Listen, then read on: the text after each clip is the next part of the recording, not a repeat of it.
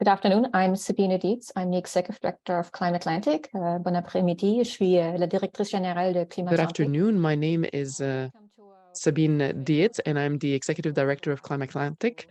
Si vous êtes francophone, veuillez noter que nous avons l'interprétation simultanée. Vous devrez cliquer sur le bouton Globe en bas de la page. If you're francophone and you need interpretation services, please click on the globe on the bottom of the screen called interpretation and then choose the language of choice. And you can choose that at the bottom, the interpretation, the globe symbol at the bottom, if you're interested. So I would like to acknowledge that Climate Atlantic works throughout Atlantic Canada, all of which is part of the unceded and traditional territories of the Mi'kmaq, holistically Passamaquoddy, Innu, and Inuit peoples. Before I hand it over to the team, and you'll notice that there's a number of us here online. I think all of us have Climate Atlantic after our names. I just wanted to give a very brief background on the tool that we will be training you on. The original tool was developed between 2013 and 2016 through funding from Natural Resources Canada and their Building Regional Adaptation Capacity program. And at that time, there were 3 resource documents developed and 1 online tool.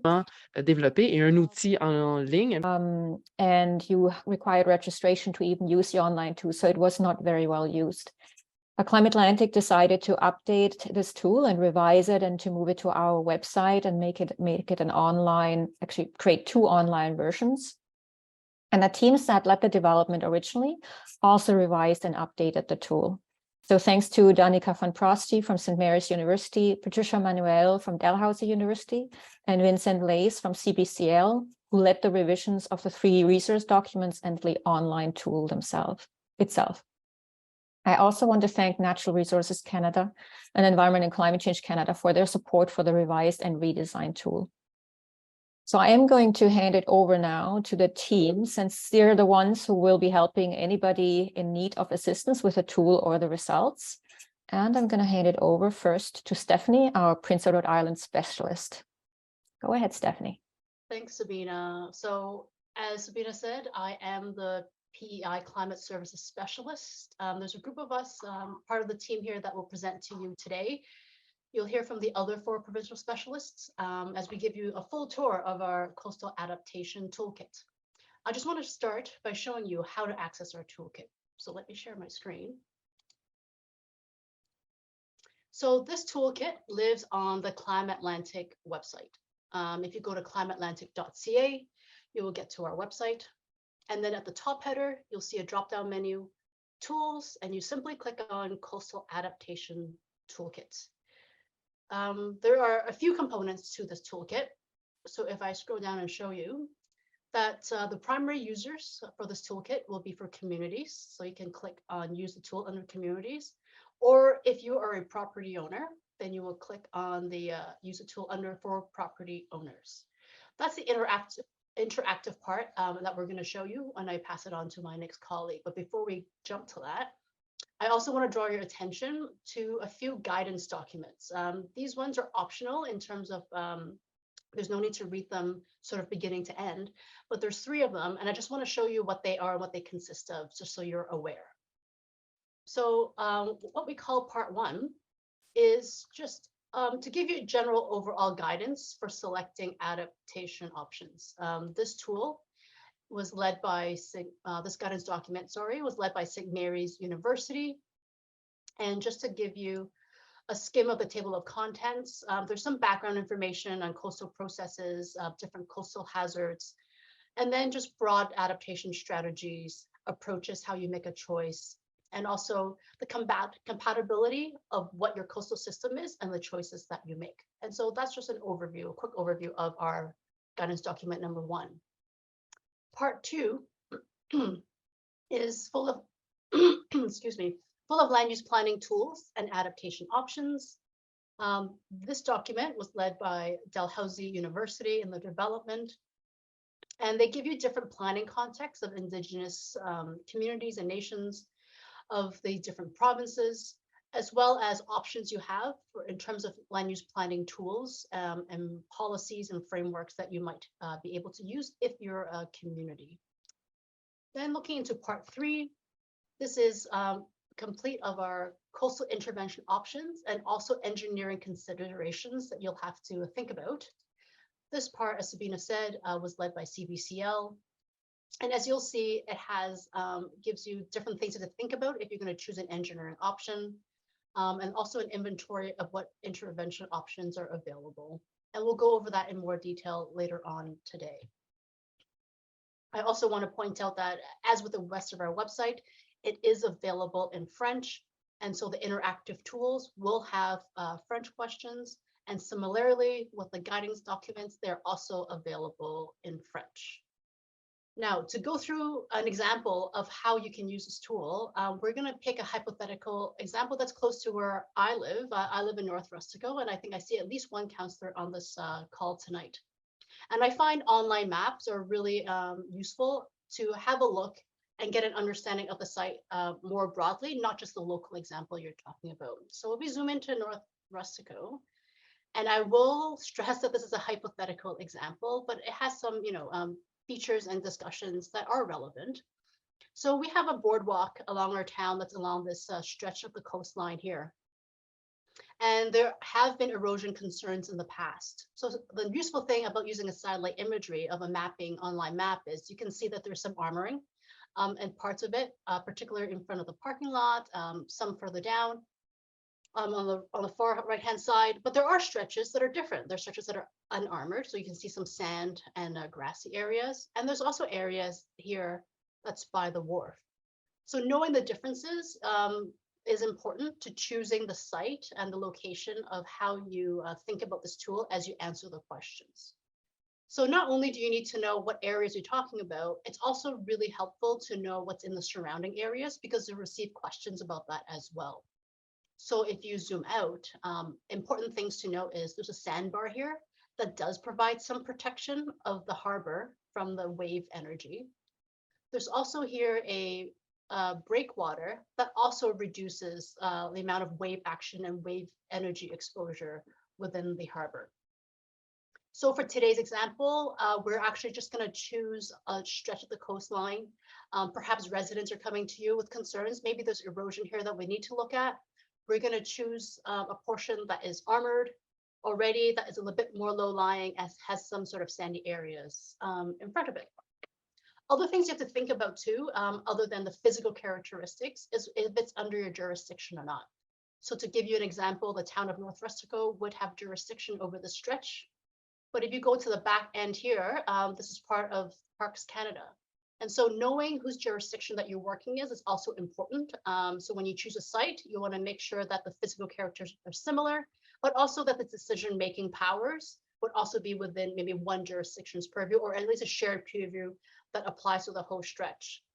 One important thing to note is it doesn't really matter how big or small that piece of coastline is. That's not the important thing. The most important thing is whether they share the similar hazards, similar impacts. Dangers sont présents au in coastal erosion. We've also seen that in the low-lying areas and storms such as Hurricane Fiona or other significant storms, that flooding issues are prevalent there as well. So I'll stop here and I am going to pass it on to my colleague, Willa. Thanks, Stephanie. So I'm Willa. I'm our Labrador Provincial Specialist here at Climate Atlantic, and I will start to share my screen now. And then I will just give you guys a walkthrough of our communities tool, and we can see what kind of questions it will ask you. So again, you can see here that we have the two versions, and I will go through the communities tool here today.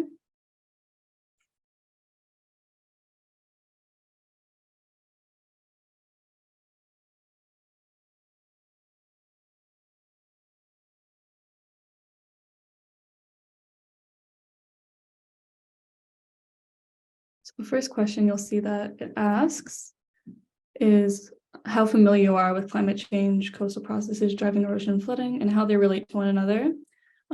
So for some of you on this call, you might select not familiar, somewhat familiar based on what your knowledge level is.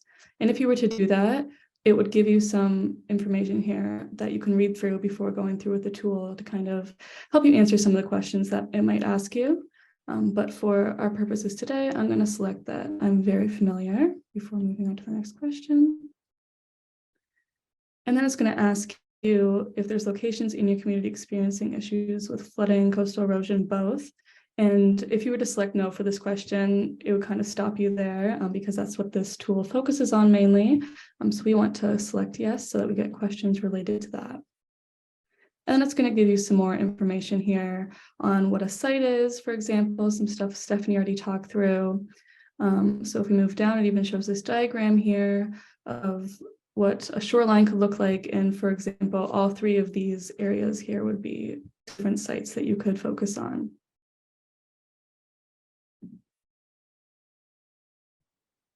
Now you get to name your site, and today I'm just going to call it site.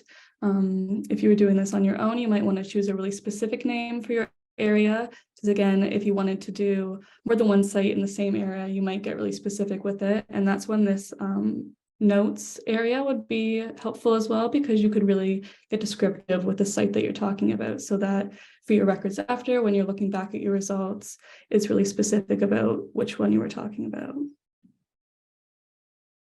Now for our site today, North Rustico, it is in Prince Edward Island, so I'm going to select that answer. And North Rustico is a town, but as you can see, there's lots of other options for any of site or area that you might have a site in your province. Now it's going to start asking questions about what you're seeing at the site. So here's asking, what are the issues? Coastal flooding, erosion, or both? If we were to select just one or the other, it would kind of only show us questions relating to that issue. So to get the most out of our tool today, I'm going to select that we have both issues. And as Stephanie mentioned, the site has seen both issues, so that's helpful as well. And then there's some images there as well to give some examples of what those issues might look like if you're not so familiar.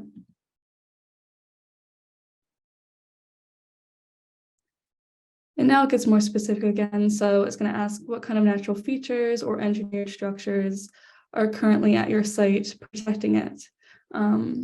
So we're going to say that yes, there are natural features and engineered features that are there protecting our site, such as that sand dune or the sand area that Stephanie pointed out, as well as the breakwater.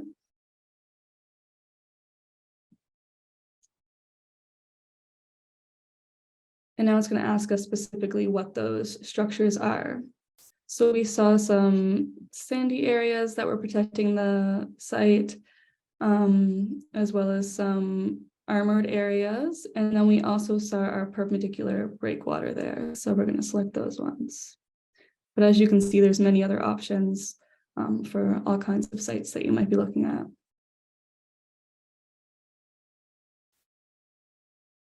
Now question 3 continues, and it's going to ask you about those features that you identified in the previous question. So it's asking us if they are being damaged or experiencing damage or causing damage. And this is where we would see differences between this tool and the tool for property owners, which at the end of this walkthrough, I will look at those different questions as well. So for here, we can say that our perpendicular breakwater is both experiencing and causing damage. We can say that our parallel ones are experiencing damage as well.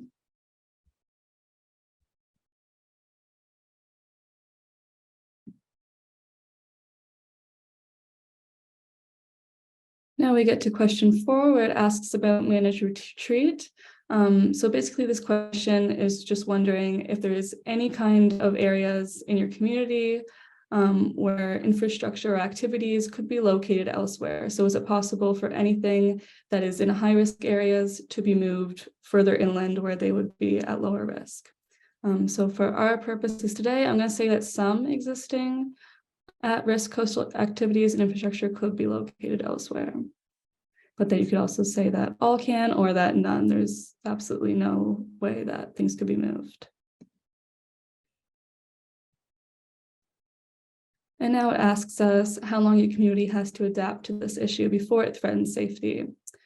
So if you go down further below the answers, it'll actually kind of give you a scale of what these years represent. So something 0 to 1 years is pretty immediate. It's an urgent issue that needs to be addressed as soon as possible. And then as you go down, it gets less serious. For our purposes today, I'm going to say medium term, so 5 to 10 years. And that answer pretty much says that impacts are there, but just not too urgent. There is a bit of time to make a plan.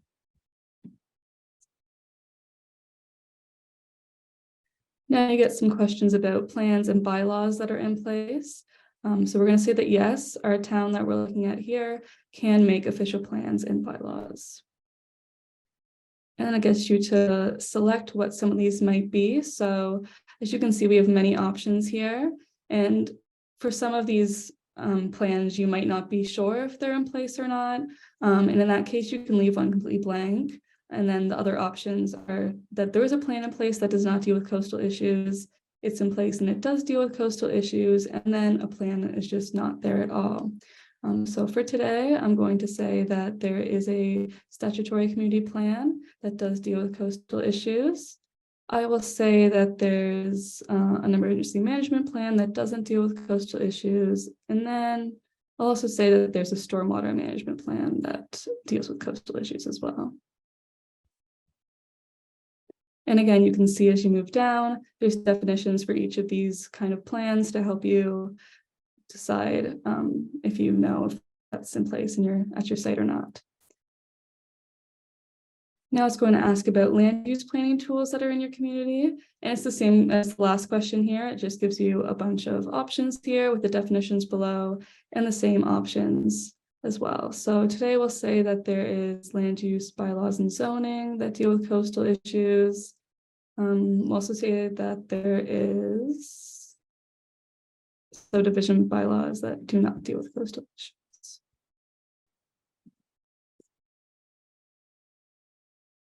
Now we get into some questions about flooding at our site.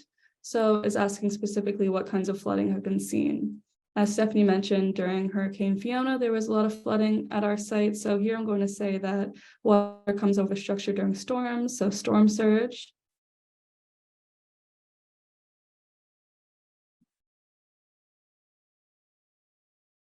Now to ask what you think causes this flooding.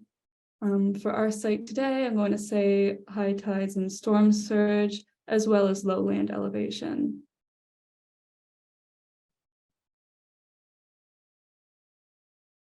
Now the same questions about erosion, since we did select that both erosion and flooding were occurring at our site. So these questions are just kind of specific about the erosion and the damage it causes. So first one being ongoing erosion that causes damage or danger, sorry. Ongoing erosion that does not cause immediate danger, which is the one I'm going to select today, since we did select that it was a medium level risk at our site of 5 to 10 years. So not too urgent. And then some more options down there. Now it asks us what is being eroded at the site. So it could be a natural feature, building road or other infrastructure, or an engineered coastal protection structure, which is what I'm going to select for our site there. As we saw, it was a lot of the engineered structures that were being damaged. Now it asks where this erosion is occurring around the engineered structure. So as you can see, a lot of times when you answer a question, you'll get additional questions related to the answer that you have. So I'll select this middle one here that is at the edges or sides of our structure. Now it's going to begin to ask us about slope and the shoreline that's at our site, sorry. So you can say it's gentle, moderately steep, or very steep. For our site, I'm going to select that as moderately steep. There's a bit of a slope there. And again, as you move down, you can see some diagrams that kind of help you understand the question a bit better. And then we have this question here, which says, is there a foreshore present at this site? And yes, there is. As you might have seen on the Google map, there was some sandy shore there, but it was pretty narrow, definitely shorter than a school bus. So we'll select that option there. And again, this diagram on the bottom might be helpful in determining if the size of that shore for you. Now it's going to ask us what is the main material on the foreshore. Lots of different options there, different sediments. For ours, again, it was a sandy foreshore, so I'm going to select sand for ours.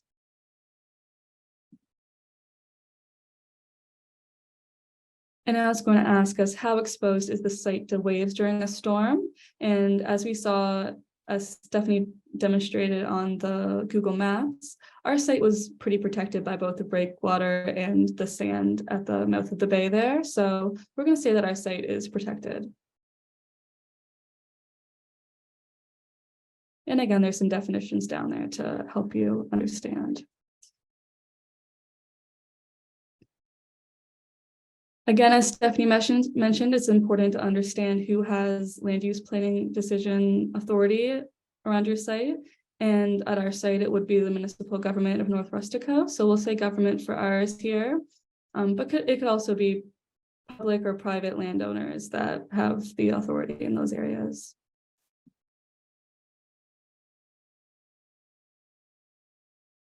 Now, this one's asking about if it's possible to get a supply of sediment to your site. So if it's naturally available, or if it can be moved there, or if there's just no sediment available at all. For our site, sediment is moved around that area quite frequently. So I'm going to say that it can be moved by a dredging barge for our site.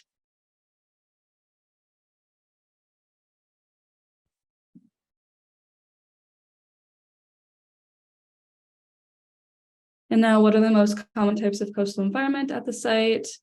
As you might have noticed on the Google Maps, and as Stephanie pointed out, there is some infrastructure there like the boardwalk. So we will say that ours is a developed waterfront just because of that boardwalk right there along the shore at our site.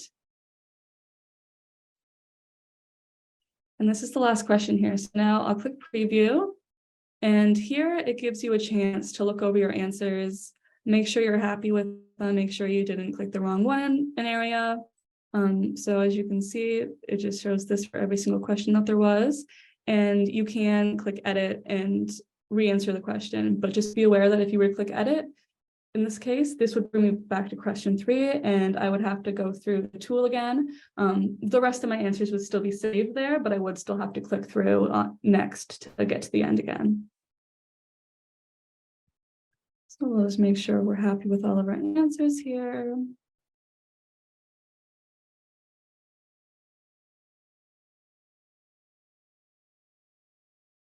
And then we click complete here at the bottom. And now we get to the end here where we have lots of different things that we can look at.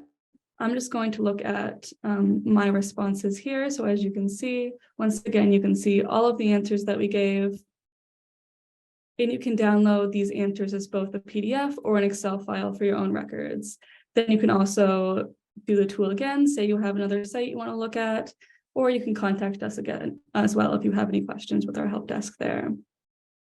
As I mentioned before, there was a few spots where some questions were a bit different because we're looking at the communities tool as opposed to if we were looking at the property owners tool. That difference occurs at question 4. So I'm going to go over to this tab here where we're looking at the properties owners tool, as you can see at the top here, and just show you an example of a different question that you might see on this tool instead. So this question is question 4. The questions up to this point were the exact same as the communities tool. This is where we see a difference. So here it's going to ask us if the properties or sites adjacent to yours have engineered structures that are there to protect them from flooding and erosion. So it's asking you about your neighbor's property in this case. So here I'm going to select yes so that we can see what the next question is. And again, it's going to ask us what those structures are on the neighboring property. And I've selected that it's shore parallel structures and shore perpendicular structures. Then it's going to ask if these structures are failing or being damaged. And we're going to say here that the perpendicular structure is experiencing damage. So again, the same kind of questions that you would have seen in the communities tool, except this time it's only asking if it's experiencing damage rather than also causing damage, as we saw in the first tool we looked at.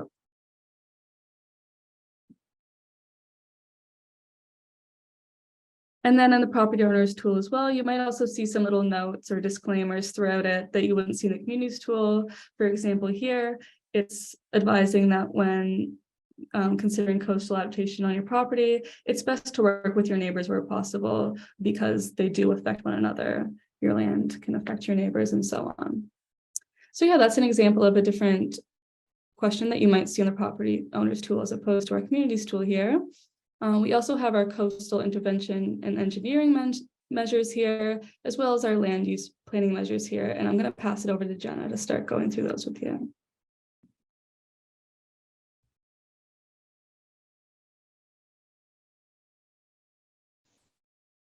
Right, so hello everybody. I am Jenna Miller and I am the New Brunswick Provincial Specialist here with Climate Atlantic. So I'm going to take you through the results and how those are laid out on this results page. So like Willa pointed out, you can look at your responses as well as both results for coastal intervention and engineering measures and results for land use planning measures. However, one difference is that within the property owner's version of the tool, you will not see this drop-down menu for land use planning measures because no individual property owner is able to make land use planning decisions. So they're just irrelevant. So they're not included within the property owner's tool. And that's one of the main differences between the two actually, is that any questions related to land use planning and all of the land use planning options are not relevant to the property owner's version. So it's just a bit simplified.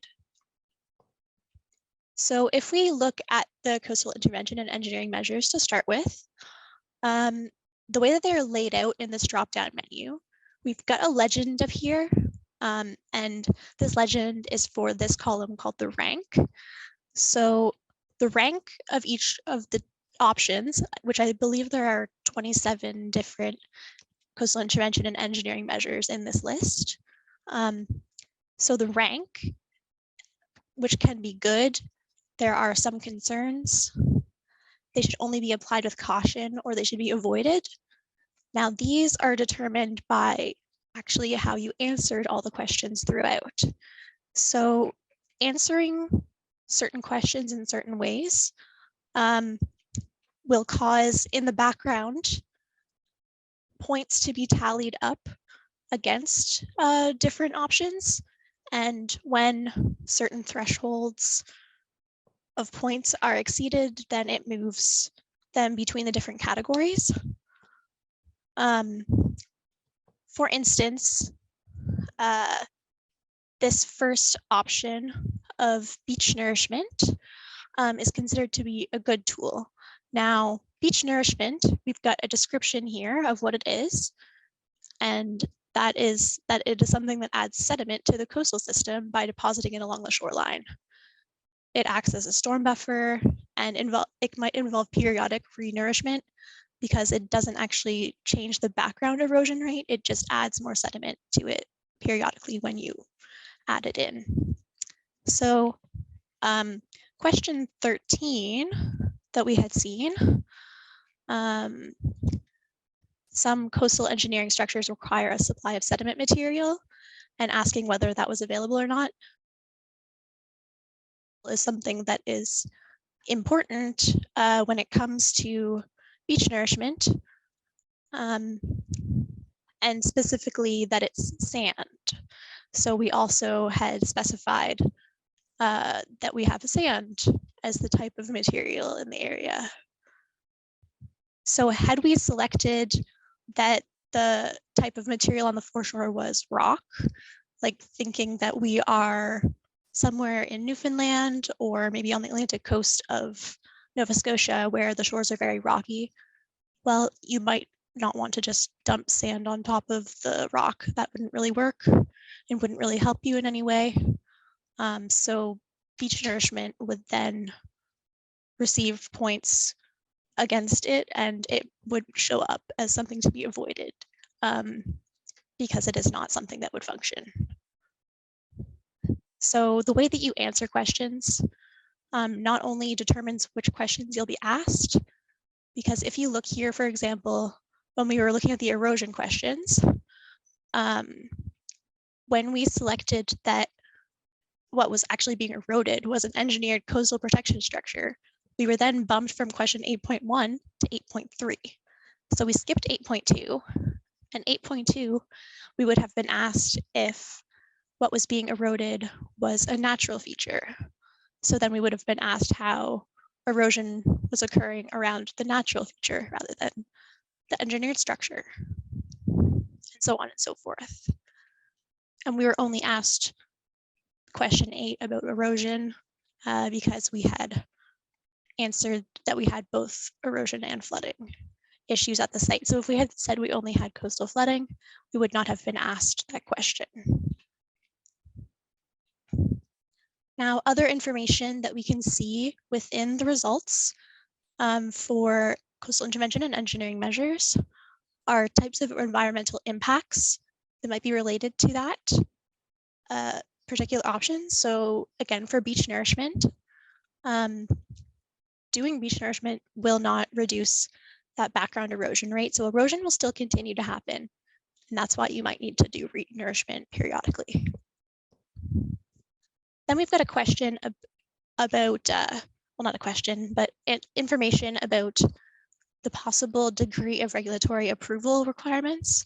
And this is cumulative between what could be municipal or local, provincial and federal.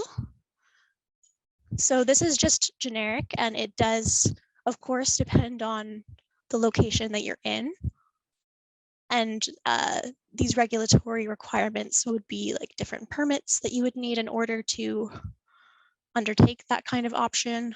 And just generally how difficult that process might be or how involved it might be. So this could be ranked as low, medium, or high. And then we've got some information that you will typically need to know in order to undertake that option. So for beach nourishment, you need to know erosion rates so that you might know how much sand needs to be placed in order to keep up with that rate. You need to know extreme water levels so that you know where within the zone to place it. You need to know land topography, so how steep the shore is in that area. So if it's really steep, that might not work as well either. You need to know local bathymetry. So that's how deep the water is in front of it. You need to know things about how sediment is transported in the area. So if it is transported along the shore in one particular direction, most of the time, then you might want to place sand nourishment kind of at the beginning of that section so that waves will naturally bring it down through the area. And you also would typically want to know about wave heights, just because that impacts larger waves are more erosive. So we've also got a category about professional expertise that is typically required. So here you would need to consult with a professional who knows about coastal processes. This category can also include people with knowledge about marine or aquatic biology or plant biology, water resources, geoscience or geomorphology, geotechnical experience, as well as civil engineers. And like I was saying, within this whole section, the different types of tools are all laid out based on their ranking. Now, how they are located, these ones that are all good, with relocate infrastructure appearing at the end here of the good options. Now, those are just, those one being higher than another in this list doesn't mean that it's necessarily any better or not. They're just in an arbitrary list just based on how they were originally placed within the tool, how they're placed in the background. So they'll always appear within this general order because of that. And then we move on from the good options to those where there are some concerns. Those that should be applied with caution. And those that should be avoided. Now, in this instance, we've only actually got 2 that should be avoided. And that is likely because we're in a very protected area. So our answer to the question about how exposed we are to waves, we chose that we were in a protected area, so that really makes a lot more options possible, just because there won't be so much erosion. Here, we have that living shorelines and wetlands wouldn't be possible, and that is because we're in a built area.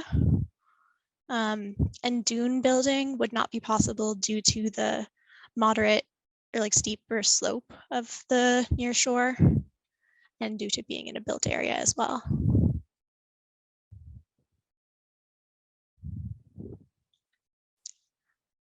And now to look at the land use planning measures. They are laid out in a similar fashion based on their ranking. With the legend, we don't have any that are currently showing up as optimal plan is already in place. Based on the way that we answered these questions, we probably should have had stormwater management show up that way, because we said that we had that plan in place and it was dealing with coastal issues.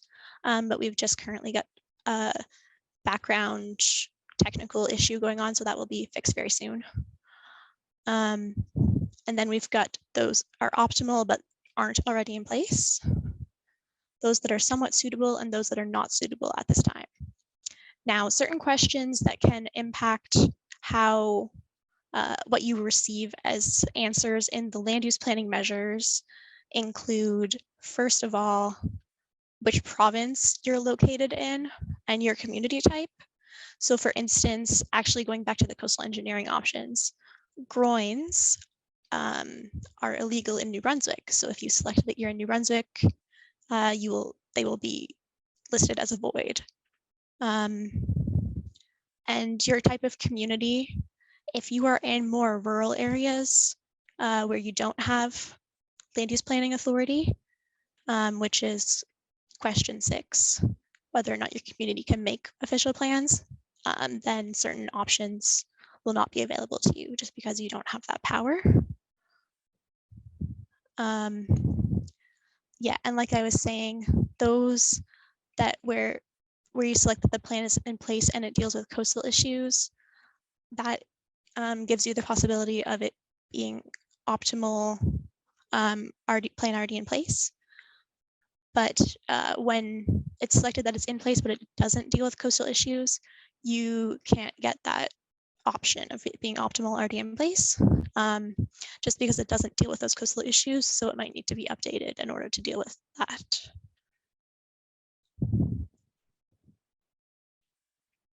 And one other question that can have a large impact on the results that you'll see in land use planning is the timing question, question 5, how long your community has to adapt to the climate change issue before public safety is threatened.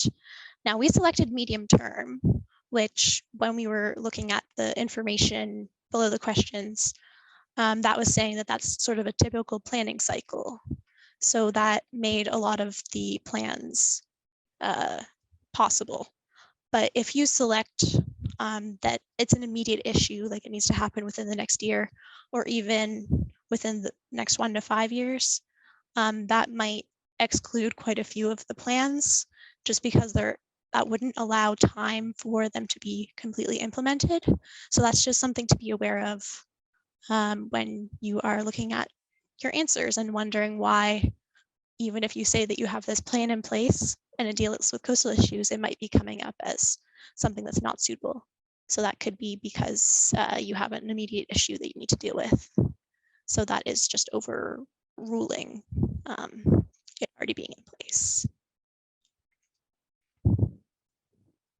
Now, within the land use planning measures, like with the coastal engineering options, along with the rank, we've got a description again of what that tool actually is.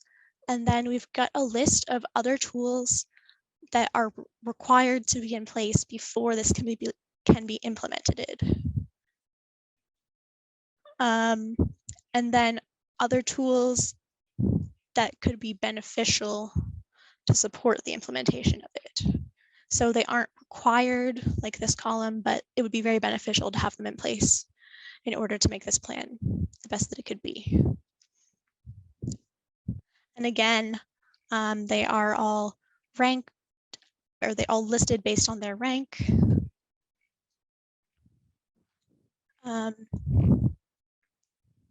And I think there are 32 different land use planning options. And like I said, you'll only see these land use planning options in the community version of the tool and not in the property owner's version. Now, a couple other things to take note of in these drop-down menus are that all of these, the names of the options are actually hyperlinks that will take you to these kind of like 1, 2, maybe 3-page documents that are describing that tool. Those documents are actually taken straight from, in the case of the land use planning measures, straight from the Part 2 guidance document that's all about land use planning. And for the coastal intervention and engineering measures, it's the same thing. And that takes you to parts of the Part 3 document. And we'll go through a couple of those as examples shortly. And one last thing that you should note when looking at these is that quite a few of these tools have an asterisk after their name, but not all of them do. Most of the land use planning ones do, but some of the engineering options like this one don't. Now, what that asterisk means, and it's noted at the bottom, and it's also noted in an informational screen before you get to your results in the property owner's version of the tool, but not in this main community version. That means that these options can be applied more broadly. Now, what that means is that when we're looking at our site, for instance, if we look at the wider area where we were focusing just on one of those sections along the boardwalk where there was armoring, but that means that these options could probably be applied to a wider area, including the section next to it where there wasn't armoring, and maybe the section beyond that, kind of where the general environment is the same, just because they're in quite close proximity to each other.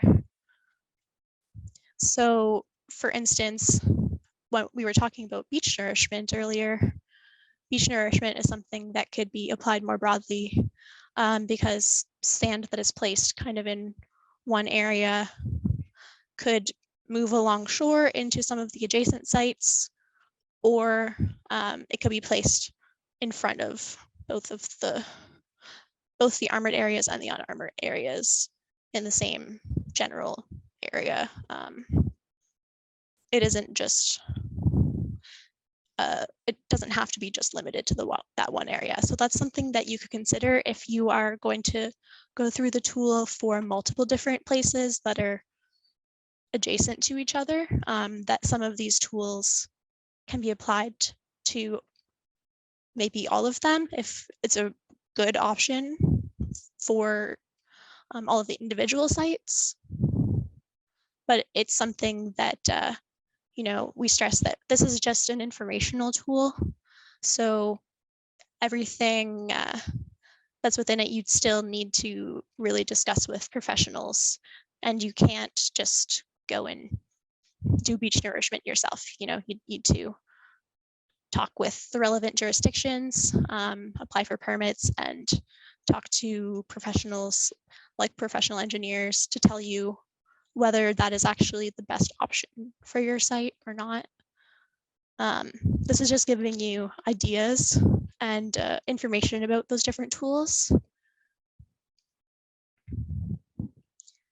All right, so that's generally the results. So these can be downloaded in both PDF format, which actually includes quite a bit more information about specifically the engineering and coastal intervention options, and as an Excel file. So I'm going to pass it on to my colleague Sapir to go through the PDF and the Excel files and the differences in those from what I've just been showing you. Thank you so much, Anna. Hello, everyone. My name is Seper, and I'm the Newfoundland Climate Services Specialist. I'm going to share my screen.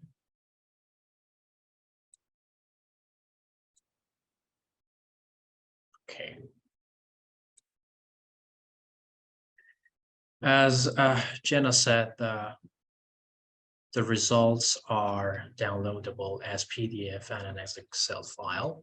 So most of the items that I'm going to touch, which already been mentioned by Jenna, and I'm going to just talk about briefly about the differences between the PDF format and Excel format. And we are going to quickly go through those files just to see the differences and how the information are offered and what are the layouts are like. So just as the first one, I have already downloaded both the PDF and the Excel file. You can see this here. So just to emphasize that, I mean, in terms of the options that are provided, there's no difference between the Excel file and a PDF file. It's just a matter of the user's choice and which of these kind of formats are more convenient to use. But through the PDF file, there are more supplementary information which can be beneficial to for the users. So as you can see on the content list in the PDF file, the first item is your responses. I mean, you always have access to your responses and the questions. And as Jenna said, two major groups of the options are coastal intervention and engineering measures, as and land use planning measures, which are obviously offered in this file as well. The only difference that the PDF file may have in compared to the Excel file is the provincial regulation and the guide documents, which is a hyperlink that you can click on it. So I can go quickly to show you what's going to the PDF file like. So just to reemphasize that, these are the results of the hypothetical situation of that location in PI. So as we all know, you always have access to your questions and your answers here, so you can go back and check your answers if you forget them. So Jenna did the most part, and she actually gave a very good detailed explanation of the differences of the options. I'm going quickly to show what's the layout like in the PDF file. So through the PDF file, coastal intervention and engineering measures are categorized into 5 parts. I mean, the options are all the same and they are ranked the same. The only thing is that there are different factors and different properties and features of each measures are studied and offered. For the first part, as you can see, a qualitative cost estimate, environmental impacts, and typical maintenance issues that might arise during the life cycle of that strategy is presented here. As you can see, beach nourishment, as Jenna said, there's a quick description of that. The cost here is represented as medium, and the environmental impact is actually, it says that it does not reduce the background erosion rate here. So I'm going quickly. As you can see, all the options are presented with their features and factors that have been counted in. And in the second part of the coastal intervention engineering measures, you can see still the first option is beach nourishment, which was the first one, and different factors that have been taken into account and are offered for your more information. The rank is still the same, and you can see the maintenance interval of that specific option. For this one, for example, is short, and wave climate, for example, maximum wave exposure, wave crest angle with shoreline, and the sediment supply required for this specific solution. Maximum slope, which is not applicable to this solution or this option, an ideal position in coastal profile. So where is it, which we saw that during the questionnaire.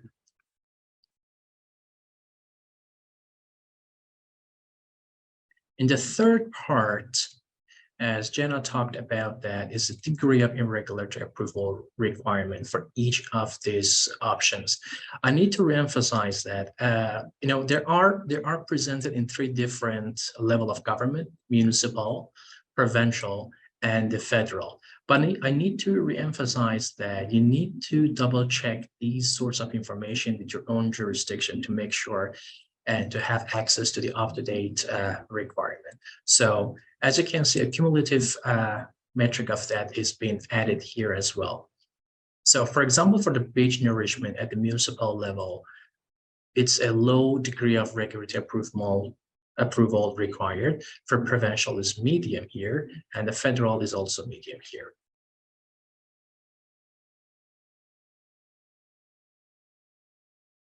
And in the part 4, still through the engineering measures, protection, what areas that it can protect. For example, for this specific option, this can protect at the high tide, which I need to give you a little overview of what that means.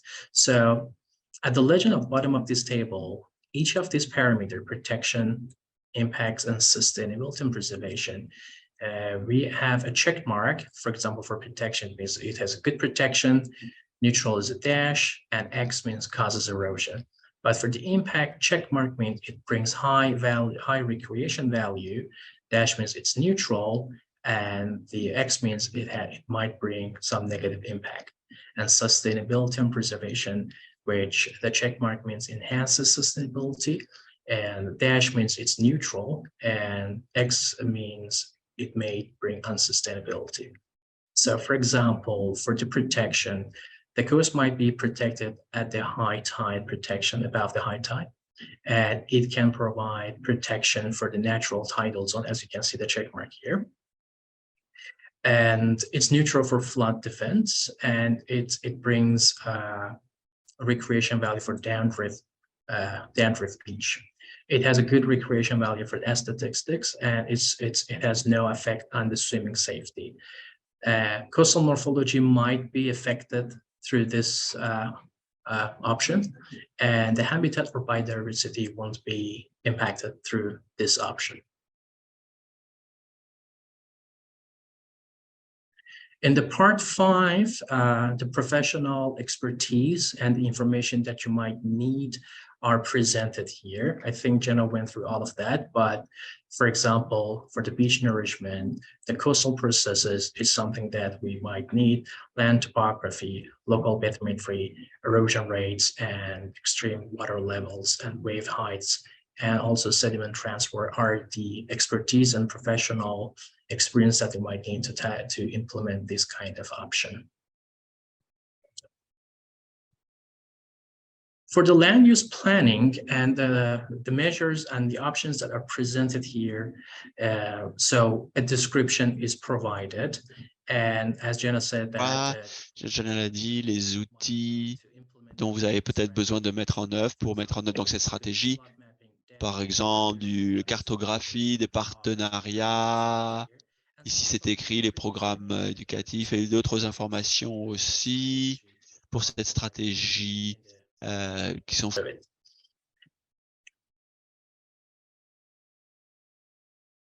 As you can see, all these options are presented with different features of that.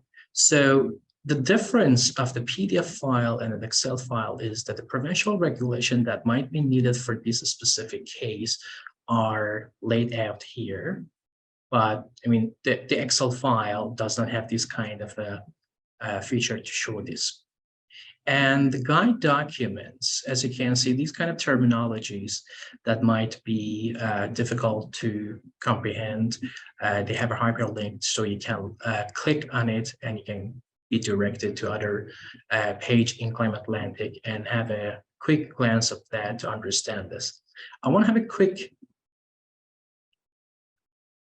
glance at the Excel file to show you what's going to be like on the Excel file. So So the Excel file, it has 3 tabs, which on the first tab, your responses and the questions are offered here, which you can always have access to this. The second tab, engineering measures, with the same rank and the same options are also presented. And all those factors that we talked about, that all those 5 parts of engineering are in the second tab, as well as the descriptions. I just want everyone to have a quick glance of that. And as well as land use planning, with the options, descriptions, and its rank is presented here with the required information, tools, and supplementary information that you need to implement that kind of a strategy. So it is basically a matter of choice of which of these files you would like to use with respect to the differences of the PDF file that we went through. And this is basically, I can actually stop sharing and pass the line to my next colleague. Wonderful. Thanks.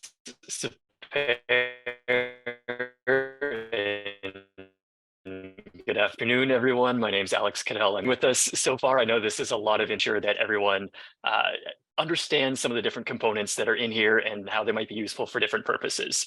So one last thing we're going to look at here, take a quick look at the PDF files for each of those coastal intervention and land use planning measures that Jenna mentioned earlier. Are also linked at the bottom of the PDF that Sabir just talked about.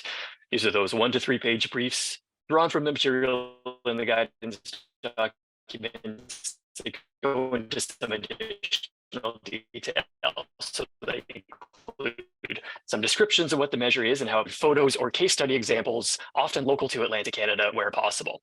So I'll just share my screen here, take a quick look at these.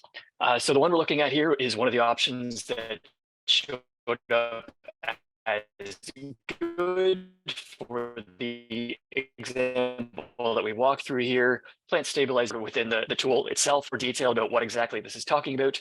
Here's one place to find it. Again, talks about planting vegetation using bioengineered products like turf mats for reinforcement. Great, now I comprehend what that is. There's also some great before and after photos here of an example. This one's from along a trail near Lawrencetown Beach in Nova Scotia that employed this strategy, highlighting that these measures have been successfully implemented in our region. And if you're interested in pursuing the same ones, maybe there's even a potential opportunity here to connect with local organizations or municipalities. Donc, l'opportunité de communiquer avec des municipalités locales qui en ont fait l'expérience. Donc, nous allons dérouler vers le bas les 2 autres pages. Là, c'est un tableau sommaire ici. Donc, le PDF nous permet de comparer les différentes options. Mais si on se concentre sur une option, j'aimerais juste décrire ce que c'est. À un public qui n'a pas regardé l'outil en détail comme avec vous, ça vous permet quand même de leur expliquer qu'est-ce qu'il y en est.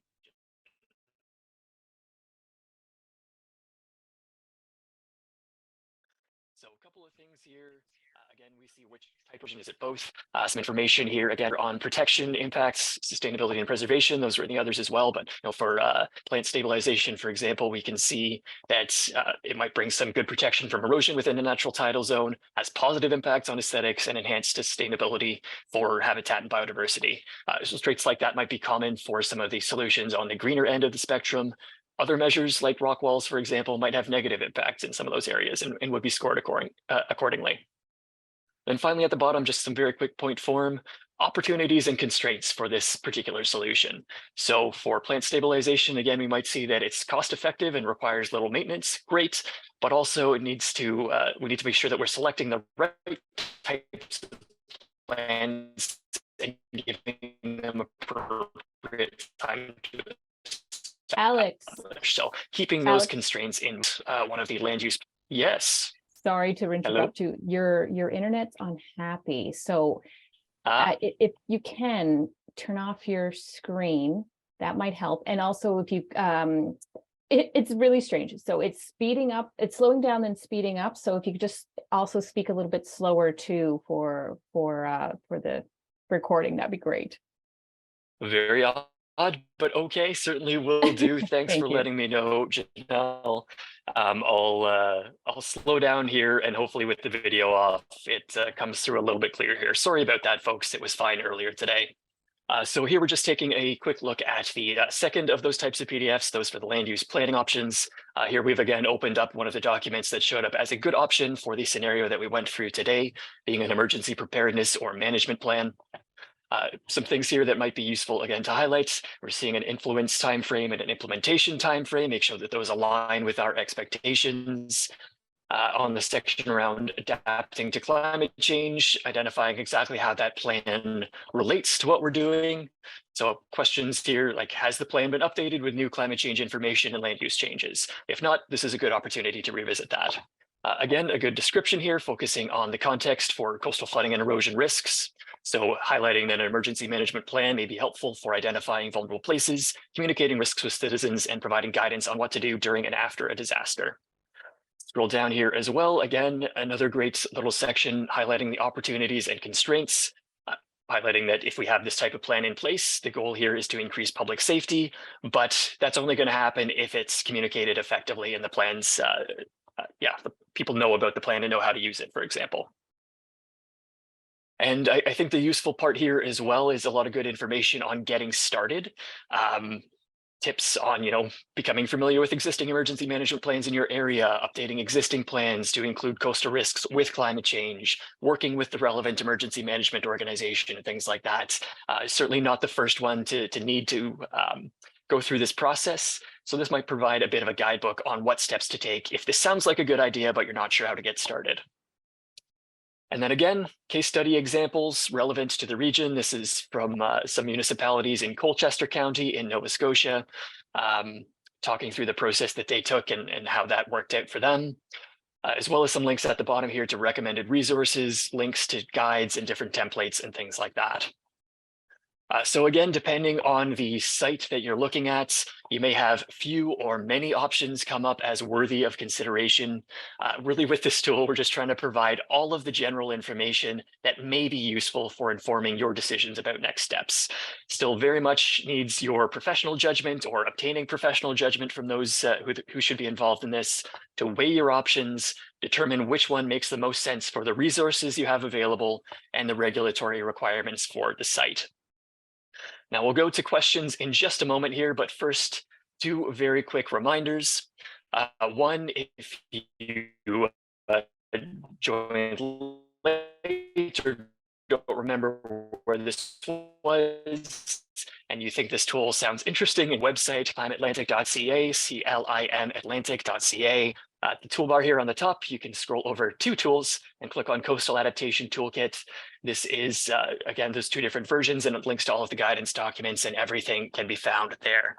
And the other key message that we really want to get across here is that you are not in this alone. If you want to use this tool, we are here to help you use this tool.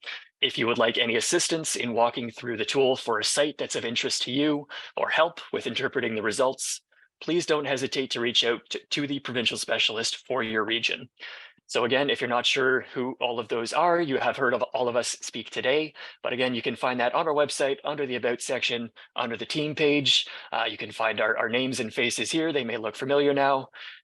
You can find our emails and phone numbers again.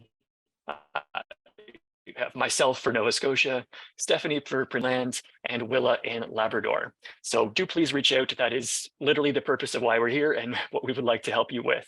So I will stop sharing my screen there and turn things back over to Sabina, who has been keeping an eye on. Oops. Thanks, Alex, and thanks team for your introduction to or explanation of the various pieces of the tool. So for everybody else, if you have any questions on the tool, please put those in the chat so we can answer them. You can also, of course, as Alex mentioned, reach out to any of us. We are on we can be found on the website.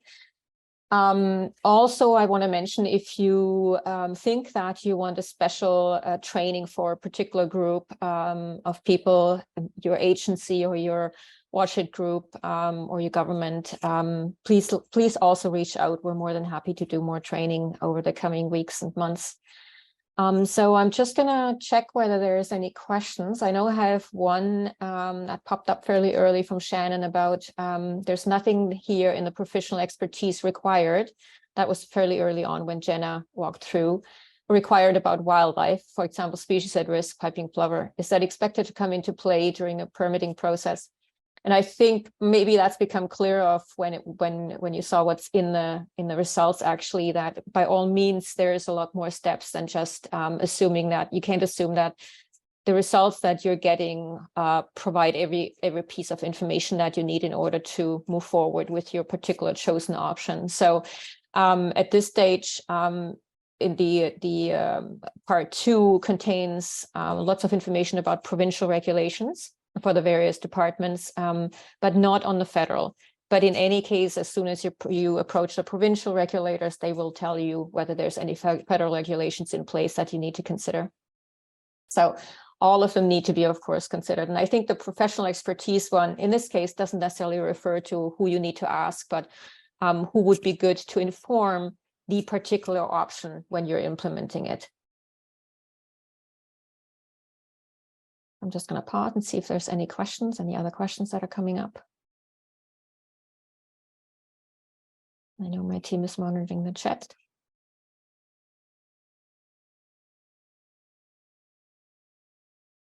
No more questions.